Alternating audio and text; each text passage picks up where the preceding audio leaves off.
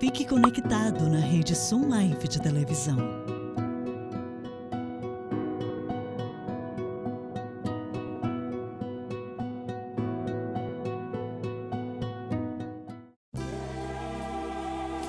Bem-vindo a um estudo na palavra, uma série de estudos bíblicos focalizados na cruz de Cristo.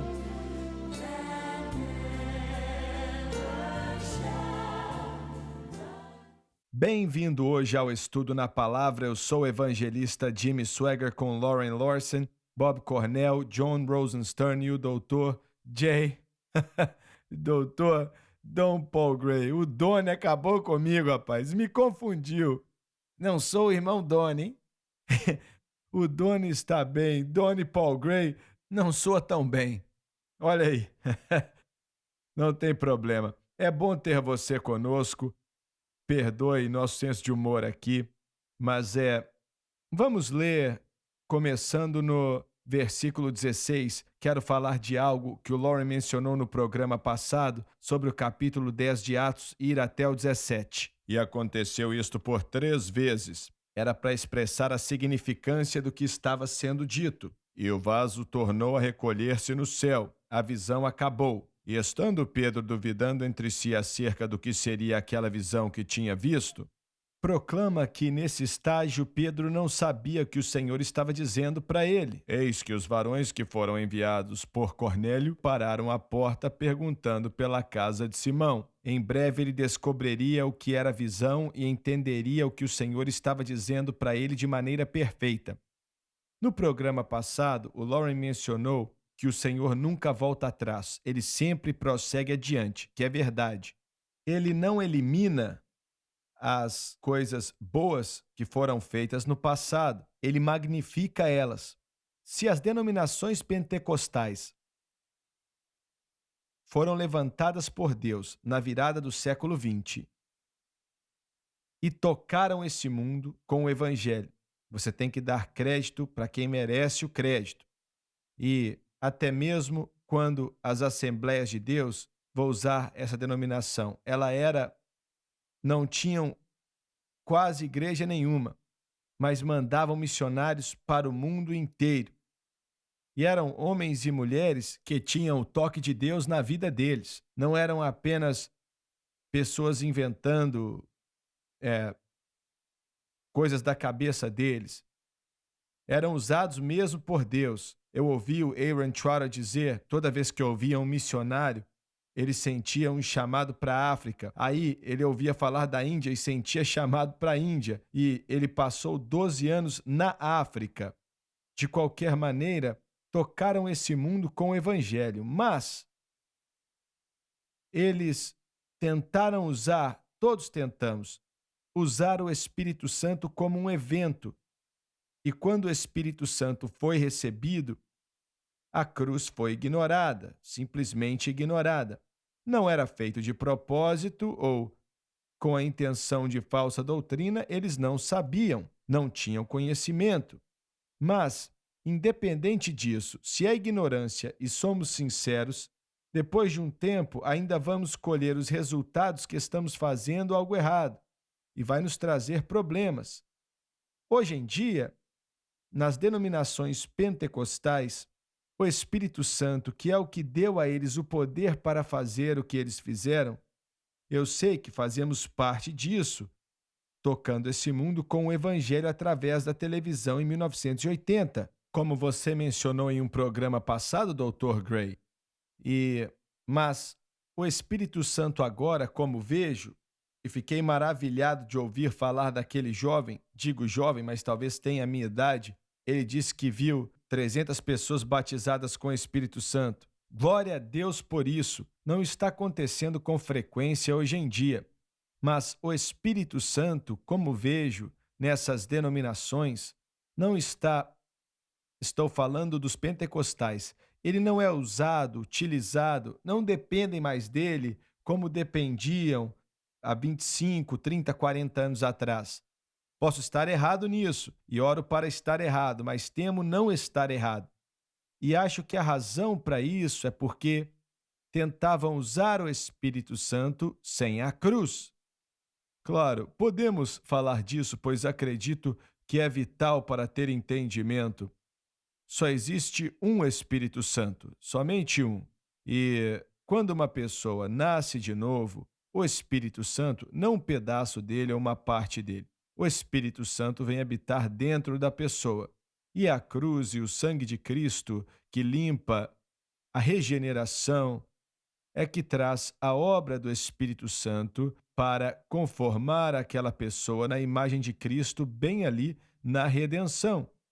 E ele é capaz, se a pessoa continuar a confiar em Cristo, de libertá-lo das drogas, do álcool, de tudo isso, muito antes do batismo com o Espírito Santo acontecer. Porque a obra do Espírito Santo transformar a pessoa em alguém mais parecido com Cristo.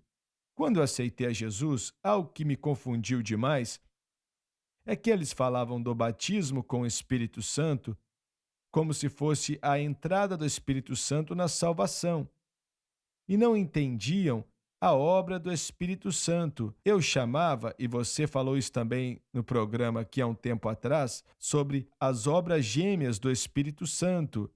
E no ensino, a obra do Espírito Santo para a santificação era uma, e do Espírito Santo para o serviço era outra. Um Espírito Santo, mas dois eventos distintos que nos introduziram a ele. Como vejo, o movimento pentecostal totalmente desconsiderou, quase que por completo, a presença do Espírito Santo no crente que nasceu de novo e focou totalmente no batismo com o Espírito Santo e realmente não entendeu que o Espírito Santo opera imediatamente e consistentemente quando um crente confia em Cristo na experiência de nascer de novo. Não existem dois Espíritos Santos, somente um.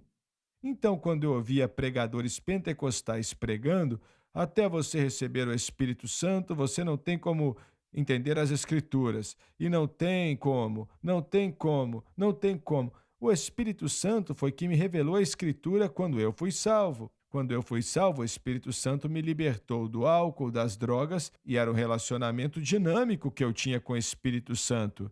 Eu já tinha um relacionamento com Cristo fazia 6 meses até ser batizado com o Espírito Santo e equipado para servir. Certamente faz uma grande diferença e eu defendo essa segunda obra subsequente, mas acho que até nos dias de hoje e agora, quando os pentecostais das Assembleias de Deus, Igreja de Deus, e eles falam do poder do Espírito Santo, eles quase não entendem nada a respeito da obra do Espírito Santo que vem como resultado da salvação e acontece na vida do cristão através da fé em Cristo e da cruz. Em um programa passado, você mencionou uma igreja batista em Dallas, Texas, e disse que se morasse lá, devia ir para essa igreja.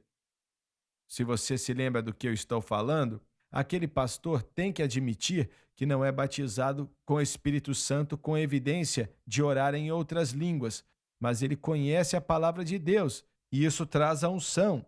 E o Espírito Santo é quem faz isso.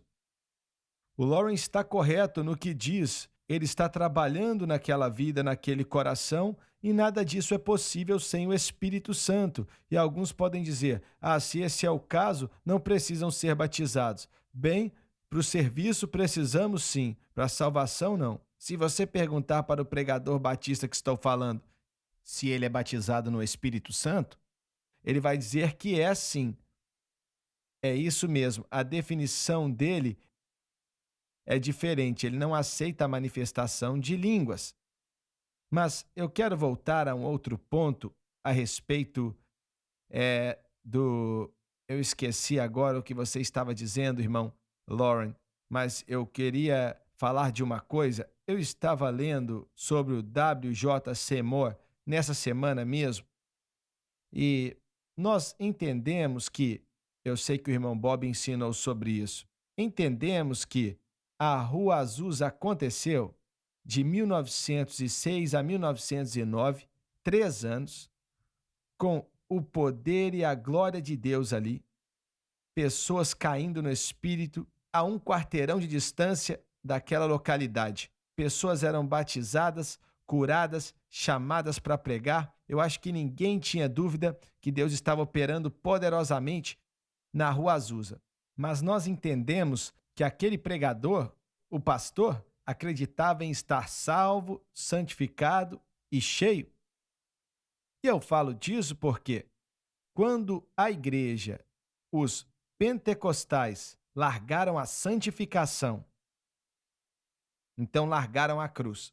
Mas essa definição não é a mesma do que estamos ensinando hoje. Eu sei que não é a mesma, mas de alguma maneira é parecida. Quando você chega na hora do fogo, não é não. É muito importante entender, quando falamos de santificação, que não estamos falando de um evento, mas de um estilo de vida diário que não acontece durante a vida do cristão. E só acontece quando a fé da pessoa, só acontece consistentemente quando a fé da pessoa está em Cristo e no que ele fez na cruz. Esse é o direito legal que o Espírito Santo precisa ter. Você está falando na história aí de algo que é a ideia do evento vindo sobre mim, instantaneamente eu chego nessa situação. Não ensinamos ou pregamos isso, mas isso não me descreve também não, viu? Certo. Bem, muita da pregação que ouvimos, você precisa estar salvo, santificado, e o entendimento deles era um evento. Era um evento, mas um evento progressivo, não da maneira que a Igreja de Deus ensinava. Eu sei porque eu cresci nisso. Eles falavam como um evento, falavam de ser ressantificado ou rededicado, mas sim, eles ensinavam como 3 obras definitivas, mas também existiam outras obras. Então eles enfatizavam a santificação muitas vezes, mas a ênfase deles na santificação não é o que estamos enfatizando hoje. É diferente, a ideia é diferente. Enquanto eu acredito que estão no caminho certo, se voltarmos para esse pensamento antes de irmos para o intervalo, Deus nunca volta no passado. Ele nos apresenta e depois vai adiante. Então não tenho problema com a santificação sendo vista como necessária, mas temos que entender como ela funciona. Muito bem, temos que ir para o intervalo, voltamos já. Você não pode perder uma só palavra. E como eu falei, voltamos já.